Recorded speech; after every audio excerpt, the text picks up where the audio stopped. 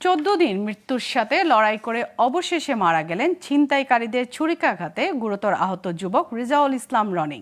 জানা গেছে, বগুড়া ছিনতাইয়ের সময় চিনে ফেলায় তাকে মারপিট ও ছুরিকাঘাত করেছিল ছিনতাইকারীরা। এদিকে চিকিৎসাধীন অবস্থায় রনির মৃত্যুর খবর শুনে অভিযুক্ত 4 আসামির বাড়িতে অগ্নিসংযোগ ও ভাঙচুর করা হয়েছে। তবে পুলিশ বলছে, মামলা থেকে বাঁচতেই আসামিরাই এমন কাজ করতে পারে। বগুড়া থেকে SM জিল্লুর রহমানের তথ্য চিত্রে ডেস্ক রিপোর্ট।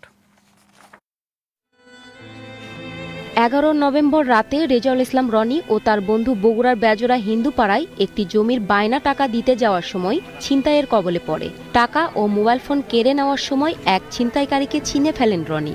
এতে ছিনতাইকারীরা তাকে মেরে ফেলার জন্য মারপিট ও ছুরিকাঘাত করে। 14 দিন চিকিৎসাধীন থাকার পর অবশেষে মারা যান রনি। পরিবারের একমাত্র উপার্জনকারী ছেলের মৃত্যুর কিছুতেই শোক কাটাতে পারছেন না তার মা ও স্বজনরা। কোনো মায়ের ভোগ জানে পাবে কালি না করে এলাকাবাসী এবং দেশবাসীর কাছে আমি দাবি, আমি বিধবা, আমি অসহায়, আমার ইনকাম সোর্সের লোক নাই।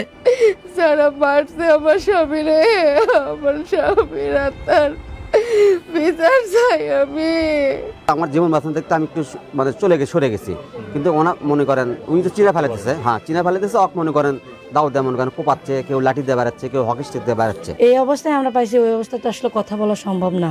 তারপর বলছে যে আমাকে যারা হিট করছে আমি 2 জনকে চিনি, একজনের নাম আমার মনে পড়তেছে না, তবে আরেকজন হচ্ছে রানা।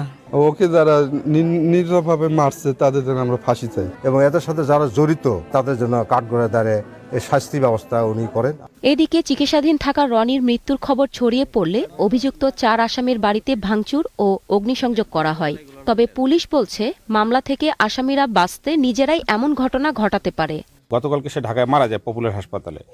নিয়ে আসার পর আজকে লাশ নিয়ে আসার পরে তাদের নিজেরাই, যতদূর সময় এখন জানি না, তাদের বাড়িতে আগুন দেওয়া হয়েছে। কে কারা কিভাবে দিয়েছে এখন নিশ্চিত হতে পারেনি।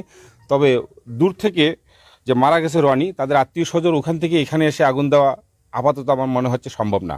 রনি হত্যা ঘটনা সুষ্ঠু তদন্ত করে দোষীদের দ্রুত শাস্তি দেওয়ার দাবি জানান স্বজন ও এলাকাবাসী। Global television news desk. কিশোরগঞ্জের ভৈরবে 2 সন্তান সহ